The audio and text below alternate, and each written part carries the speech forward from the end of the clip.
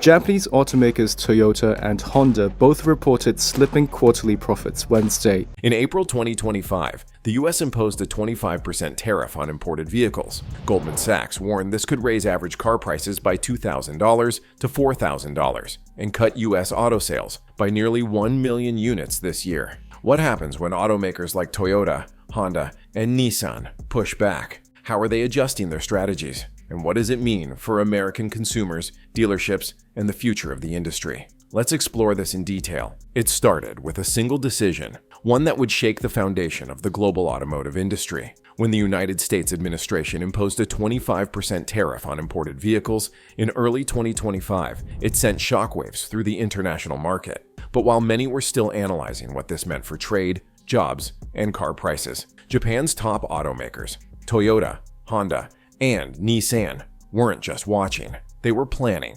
And now, they've responded in a way that could reshape the future of the U.S. auto industry. For years, Toyota, Honda, and Nissan have relied heavily on the American market. These aren't just foreign brands in the U.S., they're household names responsible for millions of vehicles on the road and thousands of jobs in manufacturing, dealerships, and service networks.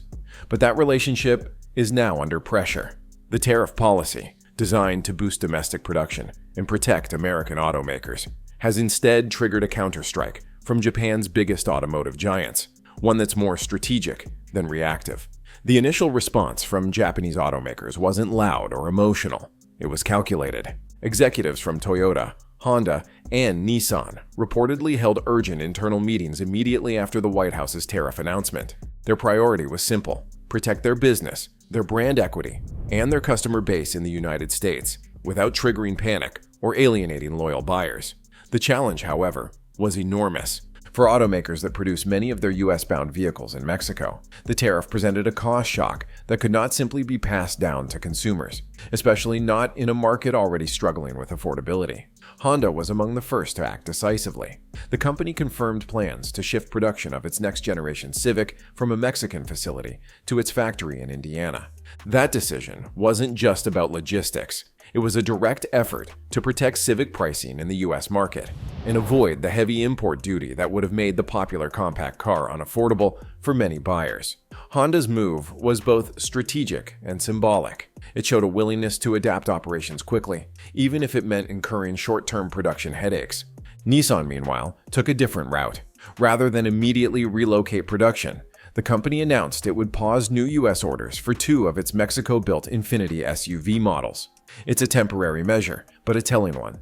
By halting these orders, Nissan avoids absorbing immediate tariff-related costs while it reassesses its manufacturing footprint. It also prevents dealerships from receiving vehicles that would be priced too high to sell competitively. Mazda, while smaller in scale than the Big Three, faced the same challenge. The company made a bold move. It decided to absorb roughly $100 million in tariff-related expenses rather than raise vehicle prices in the short term. This is a gamble. By refusing to pass the extra cost onto customers, Mazda risks reducing its profit margins significantly.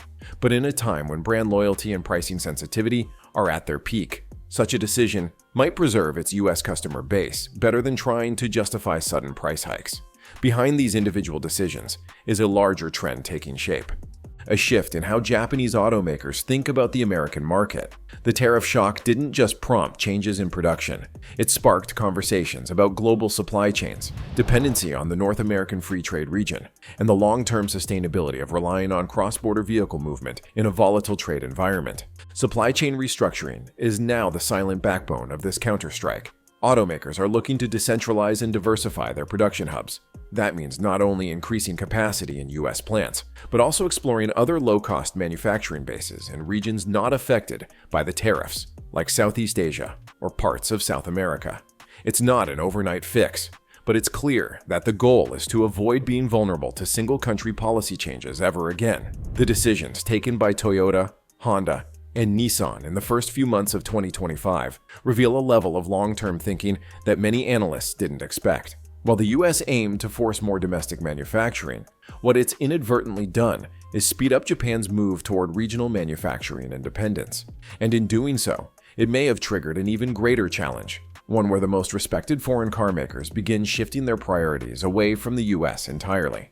And this is where the real concern begins, because the moves we've seen so far, factory relocations, production pauses, cost absorption, are only the opening act. What happens next could stretch far beyond boardrooms and spreadsheets.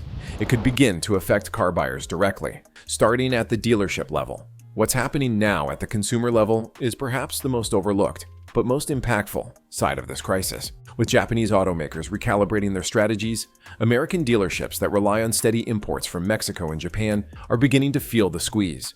Fewer vehicles coming in means tighter inventories, and even those that arrive often come at elevated prices due to absorbed costs or changed logistics. For buyers, the options are thinning, and the pricing pressure is quietly mounting.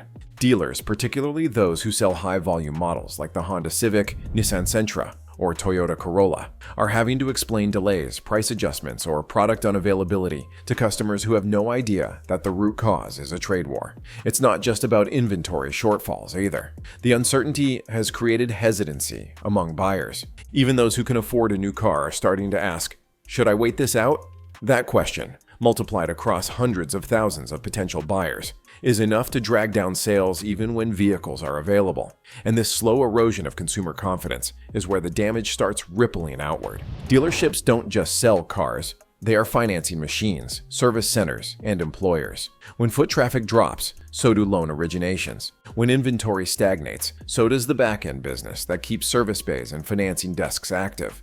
The margins shrink, the incentives dry up, and eventually, so do the jobs. What makes this different from a typical market cycle is that it's not being driven by a decline in consumer interest or a financial crash. It's a trade policy, one that is interfering with an otherwise healthy demand chain. Japanese cars remain immensely popular across the U.S. for their reliability, fuel efficiency, and resale value. But now, with artificial scarcity entering the picture, the market dynamics are being rewritten, and the timing couldn't be worse. The broader U.S. auto industry is already under pressure from the shift toward electric vehicles. Consumers are being asked to pay more, wait longer, and take bigger risks on unfamiliar technologies. When tariffs simultaneously reduce the availability of trusted legacy vehicles, the market enters a state of imbalance. Consumers can't get what they used to trust, and they aren't yet ready to fully commit to what's next. In response to the tightening supply of foreign-built vehicles, some U.S. dealers are trying to pivot by upselling domestic models, but that too has its limits. Not all buyers looking for a Honda Accord will consider a Chevrolet Malibu, and not every Toyota RAV4 customer wants to switch to a Ford Escape. Preferences in the auto world are deeply ingrained. Years of brand loyalty, model familiarity, and dealership relationships can't be replaced with a single discount or trade-in offer. Meanwhile, automakers in Japan are quietly accelerating a different type of strategy: investments in emerging markets that are less exposed to U.S. trade volatility. Countries across Southeast Asia and Latin America are now being viewed not only as growing customer bases, but also as potential fallback manufacturing hubs. This shift could reshape where new vehicles are designed, tested, and produced over the next decade, and it may reduce the strategic weight that the U.S. market once held. To be clear, this doesn't mean Japan is giving up on American consumers, but it does mean they are learning not to depend too heavily on a single market. The new operating mindset is about spreading risk, avoiding policy traps, and ensuring production flexibility. The tariffs have made clear that global automakers can no longer treat the U.S. as a stable and predictable environment. In the background, the Japanese government is also involved. Though public commentary has been measured, diplomatic efforts are underway. Japan's Ministry of Economy, Trade, and Industry has initiated discussions with its U.S. counterparts to seek tariff relief or exemptions. However, even Japanese officials have admitted that results won't come overnight. The complexity of U.S. trade legislation and the political atmosphere surrounding American manufacturing make quick solutions unlikely. For Japanese automakers, then, the most realistic path forward is adaptation, not confrontation. This means more agile production networks, smarter logistics, and better integration between plants in the U.S. and allied nations. It also means deeper investment in technologies that give them leverage, like hybrid and hydrogen vehicles, segments where Japan has a proven head start compared to many American competitors. If you've followed the story this far, you clearly care about the bigger picture, so make sure to check out the other videos on the channel